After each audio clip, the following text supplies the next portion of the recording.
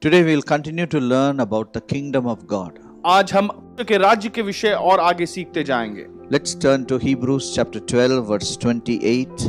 इब्रानी 12 उसका 28वां वचन देखेंगे। Therefore, since we are receiving a kingdom which cannot be shaken. इब्रानी 12:28 इस कारण हम इस राज्य को पाकर जो हिलाने का नहीं हो। It says we are receiving a kingdom which cannot be shaken. और यहाँ पर लिखा गया है कि हम ऐसे एक राज्य को पा रहे हैं जिसे हिला नहीं सकते। There is only one kingdom which cannot be shaken.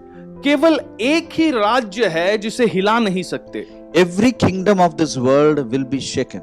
इस दुनिया का हर एक राज्य वो उसे हिला सकते हैं। Every superpower will be shaken. हर एक सुपर पावर जो है उसे हिला सकते हैं। Every ministry will be shaken. हर एक सेवकाई को हिला सकते हैं। Every political identity will be shaken. और हर एक राजनीतिक पहचान जो है उसे हिला सकते हैं। But there is only one thing which cannot be shaken. लेकिन एक वस्तु है कभी कोई हिला नहीं सकता। It is called as the kingdom of God. और उसे परमेश्वर के राज्य हम कहते हैं। It cannot be shaken. उसे हिला नहीं सकते। So if you somewhere connect to something which cannot be shaken, even you will not be shaken. अगर आप भी ऐसे किसी वस्तु से आप संपर्क रखें जो कभी हिलाया नहीं जा सकता, तो आप भी अपने जीवन में हिलाए नहीं जाओगे। So it is important to learn about this kingdom which cannot be shaken in the midst of everything which is shaking. तो ये बहुत महत्वपूर्ण होता है कि हम परमेश्वर के राज्य के विषय सीखे जो हिलाया नहीं जा सकता। इस सारी वस्तुओं के बीच में जो सारी वस्तुएं हिलाई जा रही है, Governments are shaking. जो गवर्नमेंट है वो हिलाए जा रहे हैं। Businesses are shaking. व्यापार जो है वो हिलडुल रहे हैं। Education and science is shaking. विज्ञान और अभ्यास जो है इसे हिलाया जा रहा है। Media, nobody knows what is right, what is wrong, and what are they talking about. और मीडिया जो है वो नहीं जान पा रहे कि सही क्या है, गलत क्या है, वो क्या बात कर रहे हैं। Everything is shaking. हर एक बात हिलाया जा रहा है। In the midst of all, God is giving us a kingdom which cannot be shaken. और इन सभी के बीच में परमेश्वर हमको अपने राज्य को दे रहा है जिसे कभी हिला नहीं सकते। So when you learn about this unshakable kingdom, even you will be transformed. तो जब आप ऐसे कभी ना हिला सके ऐसे परमेश्वर के राज्य के विषय आप सीखते हो, तो आप भी कभी हिलाए नहीं जाओगे। Our lives will be changed inside out. हमारी जीवन जो है ये अंदर से बाहर तक पूरी तरीके से बदल जाएगी। Our priorities will change. हमारी जो प्राथमिकता है वो बदल जाएगी। Lifestyle will change. हमारी जीवन शैली बदल जाएगी। We get more excited because it is all about the glory of God. हम और उत्साह से भर जाते हैं क्योंकि ये सारी बातें परमेश्वर की महिमा से भरी हुई है। Knowledge of this kingdom and walking in this kingdom restores the glory which was lost in the Garden of Eden. परमेश्वर के राज्य के विषय जो ज्ञान है, परमेश्वर के राज्य के विषय जो प्रकाशन है, ये जो महिमा हमने ईदन के वाटिके में खोया था उसे वापस हम अपने जीवन में पाते हैं। This return of glory will empower us to bring redemption in the world. और ये जो महिमा वापस लौटती है ये दुनिया में छुटकारे को लेकर आएगी। So this kingdom of God has to become a center theme of our lives. तो ये जो परमेश्वर के राज्य का किस्सा है ये हमारे जीवन के सबसे मध्य में मुख्य हमारी बात बने। First you get connected to kingdom. पहले आप परमेश्वर के राज्य के साथ संपर्क बनाएं। Then the kingdom becomes your ruling factor in your life. और फिर परमेश्वर का राज्य आपके जीवन में बड़ा प्रभावशाली बन जाए, राज्य करे। Then you go ahead and transform spheres which is around you. और उसके पश्चात आप हर एक सामाजिक क्षेत्रों को आपके इर्द गिर्द जो भी बने हुए हैं आप परिवर्तित कर दे। There are 7 social spheres sociologists have agreed upon. और ऐसे 7 सामाजिक तत्व है जो समाज के विषय अध्ययन करने वाले लोग बताते हैं। The first sphere is spiritual and social sphere.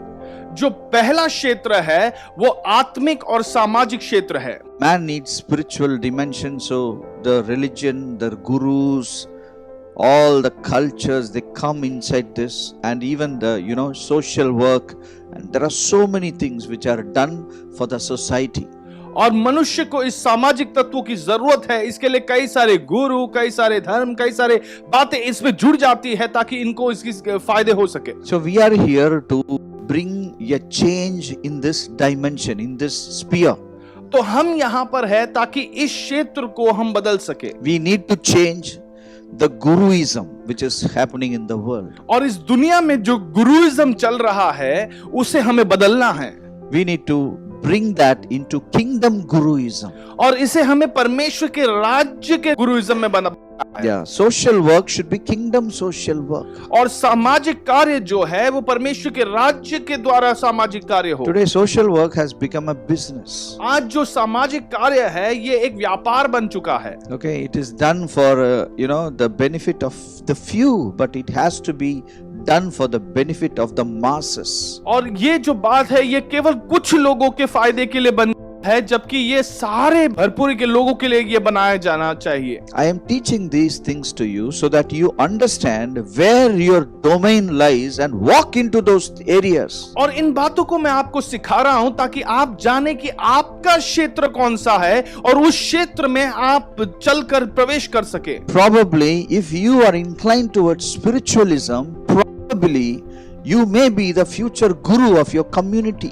अगर आप आत्मिक तत्वों से अगर आप प्रभावित होते हो तो शायद से आगे बढ़कर आप आत्मिक विषयों में आप शायद से गुरु बनेंगे। So you need to become a guru of tomorrow. तो आपको कल का एक गुरु बनना है। Unless you know the kingdom of God, how can you ever bring blessing in the masses? जब तक आप परमेश्वर के राज्य को नहीं जानोगे तब तक आप जो परमेश्वर की आशीष सारे लोगों तक कैसे पहुंचा सकोगे? Then you will become a guru who is just doing some hidden work, and there are a lot of other complaints about gurus which comes out in the newspapers. फिर आप ऐसे गुरु बन जाते हो जिसके बारे में लोग दोष हाथ उंगली उठाना शुरू करते हैं, दोषी ठहराना शुरू करते हैं, कई गड़बड़ी वो करते रहते हैं। So it's a prevalent saying that all the spiritual gurus are actually not really good guys. They have a lot of criminal cases against them. और इसलिए हम देखें तो सारे लोग कहते हैं कि जितने भी ये आत्मिक गुरु अपने आप को कहते हैं उनके पीछे बहुत ही बड़ा एक षड्यंत्र है और वो सब ऐसे क्रिमिनल रिकॉर्ड के साथ ही वहां पर आए थे। You can become a kingdom guru if you understand all these truths. आप एक परमेश्वर के राज्य के गुरु बन सकते हो अगर आप इन सारी सच्चाई को जानोगे। The second sphere is government and politics. और जो दूसरा क्षेत्र है वो गवर्नमेंट और राजनीति है। Government and politics are only for the politicians, और गवर्नमेंट और पॉलिटिक्स है वो केवल राजनीतिक नेताओं के लिए है। Now politicians are somebody who can make politics out of nothing. और जो पॉलिटिशियंस है वो किसी भी बात ना होने पर भी उसमें राजनीति कैसे बनाए वो जानते हैं। See, actually politicians are that is the slang of the politician, Politicians are it's a respectful word, but we make the word as a very derogatory word because the wrong people are actually doing those things. और हकीकत की बात यह है कि जो politician जो पद है ये बहुत ही आदरणीय पद है, लेकिन कई बार वो गलत इस्तेमाल करते हैं और इसी कारण उसमें कोई आदर बचता नहीं। So if God is calling you into governments and politics, I tell you become a politician, a kingdom politician, so that you can establish the kingdom inside the masses. और अगर परमेश्वर आपको राजनीतिक क्षेत्र में प्रवेश करने के लिए कह रहा है तो आप ऐसे एक राजनीतिक नेता बने जो लोगों के लिए काम कर सके, जो सारे राज्य के लिए काम कर सके। Third area is business and economy. There are many businesses in the world which are a mark of evil. और तीसरा क्षेत्र है बिजनेस और इकोनॉमी और इस समूह में इतने सारे व्यापार है जो बहुत ही दुष्ट है। There are many businesses which has ruined societies, which has cut the trees, which has reduced the water table, which has polluted the masses. They had more profit, but they have become a threat to the well-being of the society. और ऐसे कई सारे व्यापारी और व्यापार है जिन्होंने पर्यावरण को इतनी हानि पहुंचाई है कि उन्होंने मुनाफा तो कमा लिया, लेकिन लोगों के लिए, समूह के लिए उन्होंने बहुत ही दुष्काम कर दिया है। The kingdom business will bring values, goodness, blessing, prosperity in the masses. और परमेश्वर के राज्य का जो व्यापार है वो सारे लोगों के लिए भलाई लेकर आएगा, उनकी बढ़ोतरी लेकर आएगा। Kingdom businesses will not have court cases regarding environment issues. और परमेश्वर के राज्य के जो व्यापार है वो वहां पर उनके खिलाफ कोई कोर्ट केस नहीं होंगे, वो उनके दुष्काम के विरुद्ध कोई कंप्लेन नहीं होगी। Media is another very, very vital area in today's world. और आज की दुनिया में एक और सामर्थी क्षेत्र है media. Media is biased. It's biased. और मीडिया जो है आज एक तरफा बन गया है। Media should be unbiased, giving the right news to the people. Media जो है वो कभी भी किसी की तरफदारी उसे नहीं करना है, जो सही समाचार है उसी को प्रस्तुत करना है। See, today media is run by who can be bought for an amount of money so that they can produce such news which will favor a particular group and it will target another group. और आज जो media houses है उसे चलाने वाले लोग खरीदे जा सकते हैं। ऐसे लोग उसे चला रहे हैं जिनको खरीद कर जो अखबार जो समाचार देना चाहते हैं, अगर किसी के विरुद्ध देना चाहते हैं तो उसके विरुद्ध देते हैं, किसी के प्रति देना चाहते हैं तो उसके प्रति देते हैं। People of media are afraid to tell the truth. और मीडिया के जो लोग हैं वो सच्चाई कहने से डरते हैं, Because if they tell the truth, probably they can be killed. क्योंकि अगर वो सच्चाई को कहते हैं तो वो शायद से मारे जाएंगे। So because of that, many real good media people are also, they have taken a back seat. They are not bold enough to tell the truth in the right way. और इसी कारण जो सही सच्चाई के साथ चलने वाले मीडिया के लोग हैं उनमें भी धैर्य नहीं आता कि वो सच्चाई को बांट सके, वो भी डर जाते हैं। See, if you are chosen and programmed by God and sent into this world to be a media person, for you it will be very different. अगर आप ऐसे एक व्यक्ति हो जो समाज के विषय सोचते हो, समाज के प्रति काम करना चाहते हो और आप एक मीडिया पर्सन बनते हो तो आप सही व्यक्ति बनोगे। You can tell the truth and you will, no one can touch you because you have angels to protect you. आप सच्चाई को कह और कोई भी आपको छू नहीं सकेगा क्योंकि स्वर्गदूत आपकी सुरक्षा करते हैं। Kingdom media guys need to rise up in these days to talk the truth with boldness. परमेश्वर के राज्य के मीडिया के लोग उठ खड़े होने चाहिए ताकि वो धैर्य के साथ सच्चाई को बांट सके। Kingdom judges should come so that justice can be done in a nation. परमेश्वर के राज्य के लोग आए ताकि न्याय इस देश में किया जा सके। People who are afraid, who have no strength, no backbone, when they become leaders, they become a puppet of some other organization. They become a puppet of some other tagda ruler who is beneath them. और अगर ऐसा कोई व्यक्ति अधिकार में आता है जिसमें कोई धैर्य नहीं है तो वो किसी अन्य व्यक्ति जिसमें सामर्थ है, जिसके पास ताकत है, उसके हाथों की कठपुतली बन जाता है। The next social sphere is the culture and entertainment. और दूसरा जो सामाजिक क्षेत्र है वो है culture entertainment. Entertainment is genuine entertainments are not there. Today entertainment is very, very different. They entertain people in a different way. आज लेकिन लोग जो कर रहे हैं वो एक अलग तरीके से कर रहे हैं। Every culture is so beautiful, but you know the right things are not being put in the front. हर एक जो कल्चर बहुत ही खूबसूरत है लेकिन सही बातें आगे नहीं लाई जा रही। The seventh area is sports. और जो सातवां क्षेत्र है वो है sports. I tell you, kingdom people should come in all these 7 major areas so that the society can be driven in the right direction. मैं आपसे कहता हूं कि परमेश्वर के राज्य के लोग इन सातों क्षेत्र में आ सके ताकि समूह को सही दिशा मिल सके। So what does the house of prayer do in this time? तो इस समय में हाउस ऑफ प्रेयर, प्रार्थना का ये घर क्या कर रहा है? For that matter, any fellowship or any church or any religious organization, what they have to do in such a time. और किसी भी धार्मिक समूह या किसी भी संस्था के लोगों को क्या करना होगा इस एक समय में? Yeah, House of Prayer is actually conducting coaching class and training sessions for people. और हाउस ऑफ प्रेयर जो है ये कोचिंग क्लास चला रहा है, जो लोगों को ट्रेनिंग दे रहा है, तैयार कर रहा है। Actually, House of Prayer is a training ground for millions of young boys and girls of this country. और हकीकत में हाउस ऑफ जो है वो इस देश के लाखों जवान लड़के और लड़कियों के लिए एक ट्रेनिंग ग्राउंड है। We teach them that none of you is an accident. You are not born because somebody chose, somebody wanted to do something. You are not born of an act of somebody. You are predetermined. You are born with the will of God. आपके किसी लोगों के कुछ करने से आपकी पैदाइश नहीं हुई है, बल्कि आप परमेश्वर के राज्य में पैदा हुए हो। Each one of you is designed and destined, and you are actually pre-programmed before you come into the world. और आप में से हर एक का निर्माण और प्री-प्रोग्रामिंग इस दुनिया में आने से पहले की गई।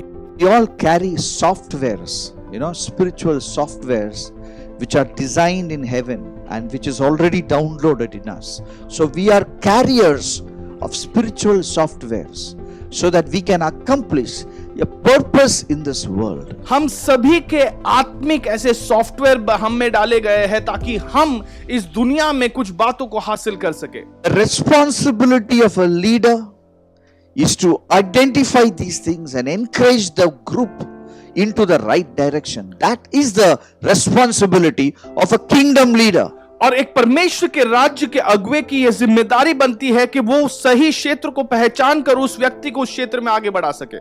Wrong leaders produce hatred, produce violence in the young minds. और गलत अगुवे जो होते हैं वो केवल बंटवारे की पैदा करते हैं, बंटवारे को पैदा करते हैं, लोगों के जवान लोगों के दिमाग में केवल हत्या के विचार वहां पर बढ़ाते हैं।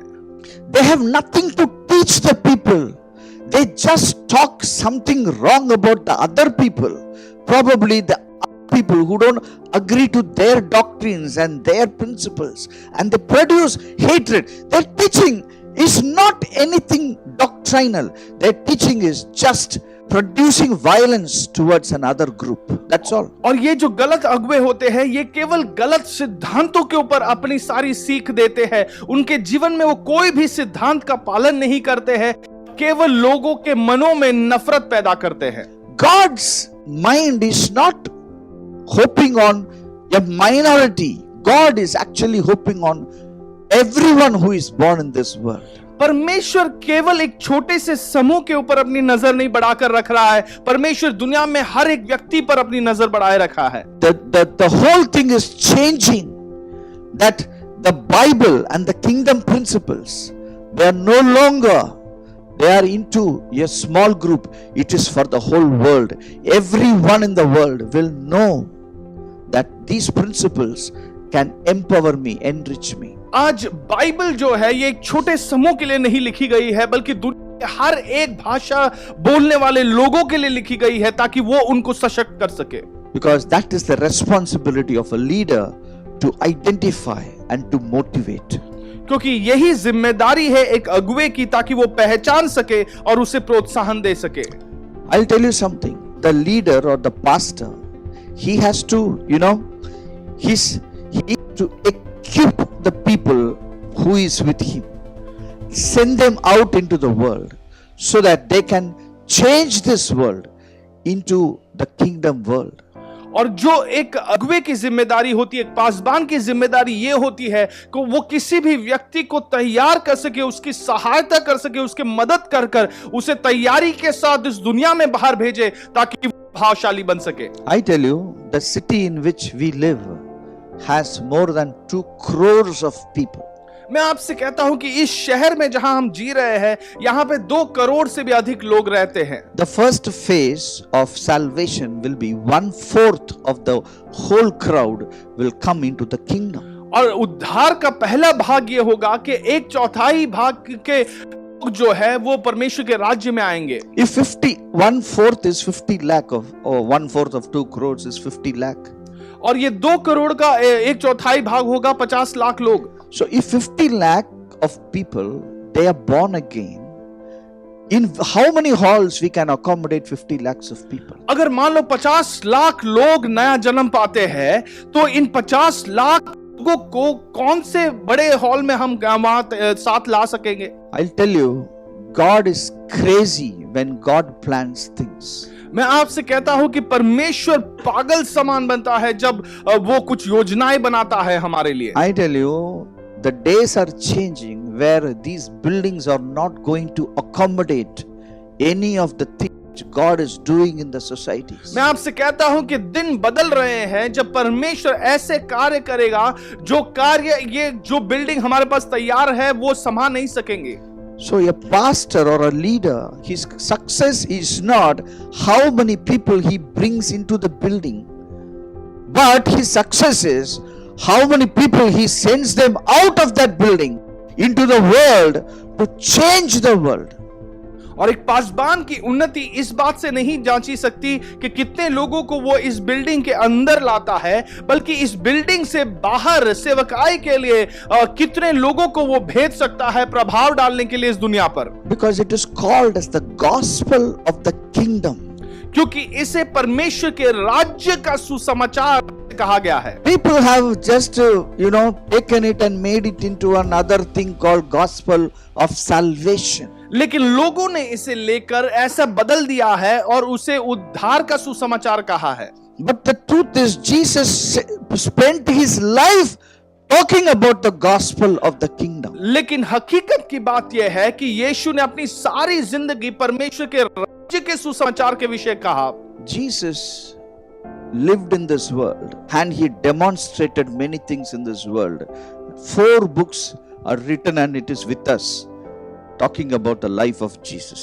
और यीशु ने सचमुच ऐसे कई सारी बातें हमसे कही और 4 बुक किताब ऐसे है जो यीशु के जीवन के विषय में लिखा गया है, वो हमें दी गई है। There's only one message Jesus preached. और That is एक ही संदेश था जो यीशु ने प्रचार किया।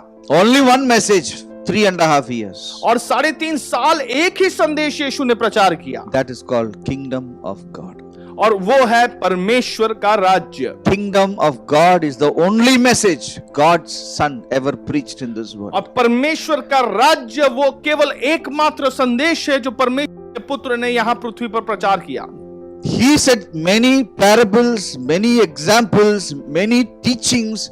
He went and taught everywhere in cities and mountains and villages. और कई सारे दृष्टांत यीशु ने दिए, कई सारे कहानियां बताई, उदाहरण दिए, प्रचार कई सारे जगहों पर जाके किए, चाहे वो मंदिर जाके किया, आराधनालय जाके किया, पहाड़ों पे किया, कई शहरों में किया, एक ही संदेश दिया। He said kingdom of God is like this, kingdom of God is equated like this, like that, kingdom of God. He is only talking about the kingdom of God. और यीशु ने हमेशा यही कहा कि परमेश्वर का राज्य ऐसा है, परमेश्वर का राज्य वैसा है, हमेशा परमेश्वर के राज्य के बारे में बताया। So all the time he was talking, he was actually giving us a mental picture, the nature of the kingdom of God. और जब भी यीशु बात कर रहा था, वो हमेशा हमें ऐसे एक चित्र बता रहा था कि परमेश्वर का राज्य किस प्रकार है। Nature, he's the priority of the kingdom of God was taught by him.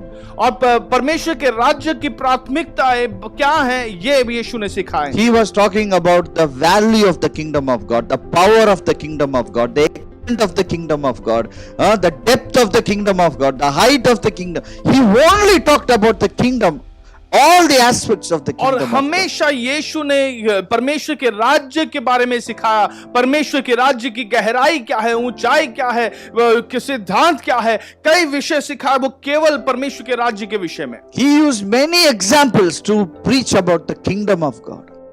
कई सारे उदाहरण का इस्तेमाल किया ताकि परमेश्वर के राज्य के विषय में सिखा सके। One day an old Guru came and met him and he said, kingdom of God, you can be born into the kingdom of God. और एक बुजुर्ग एक गुरु वहां पर यीशु से मिलने आए और उनसे यीशु ने कहा कि आप परमेश्वर के राज्य में जन्म ले सकते हो. But experts say he will be about 90. About 90 fellow, he is contemplating death. God is talking about birth and he is telling about kingdom of God. और वो जो व्यक्ति जो यीशु से मिलने आया था, वो लोग कहते हैं कि वो 90 साल से बड़े ज्यादा उम्र का था. ये बुजुर्ग व्यक्ति अब मरने की बात सोच रहा है और यहाँ पर यीशु उसे कह रहा है कि परमेश्वर उसे नया जन्म लेने को कह रहा है. One day he brought a small child and said, hey, you should be like this to become the member of the kingdom of God. और एक दिन एक छोटे बालक को लाकर यीशु ने कहा कि आपको इस बालक के समान बनना है ताकि आप परमेश्वर के राज्य के सदस्य बन सके. He was actually teaching us who can enter the kingdom of what sort of people you should be to become kingdom personalities. वो सचमुच हमें सिखा रहा था कि हमें किस प्रकार का एक व्यक्ति बनना है ताकि हम परमेश्वर के राज्य के व्यक्ति बन सके.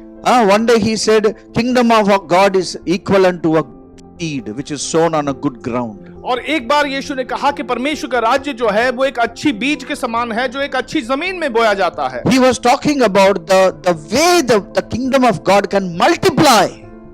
और वो सिखा रहा था कि किस प्रकार परमेश्वर का राज्य बहुगुनी बन सकता है. One day he said, kingdom of God is like a dough which is kept inside a lump of whole wheat dough. एक बार बताया कि परमेश्वर का राज्य कैसे गेहूं से गूंदा हुआ एक आटे के समान है और जिसे गूंदा जाता है. One day he said, kingdom of God is like a pearl of great price. और एक बार बताया कि परमेश्वर का राज्य कैसे एक मोती के समान है जो बहुत बहुमूल्य है. And another day he said, kingdom of God is like a treasure hidden in the ground. और फिर एक बार बताया कि परमेश्वर का राज्य एक ट्रेजर के समान जिसे इस धरती पे छुपा कर रखा है. One day he said, kingdom of God is like a king who want to get his son married. और एक बार कहा परमेश्वर का राज्य एक राजा के समान है जो अपने पुत्र की शादी कराना चाहता है. Another day he said, a kingdom of God is like a king who want to settle his accounts. और फिर एक बार कहा कि परमेश्वर का राज्य एक राजा के समान है जो अपने सारी जो अकाउंट्स है उसको ठीक कराना चाहता है.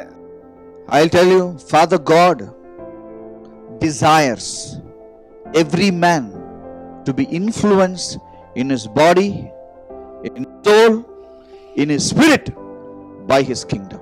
और परमेश्वर यही चाहता है कि हर एक व्यक्ति उसके देह में, उसके प्राण में, उसकी आत्मा में परमेश्वर के राज्य से प्रभावित हो. It is not that just everybody come inside the kingdom of God.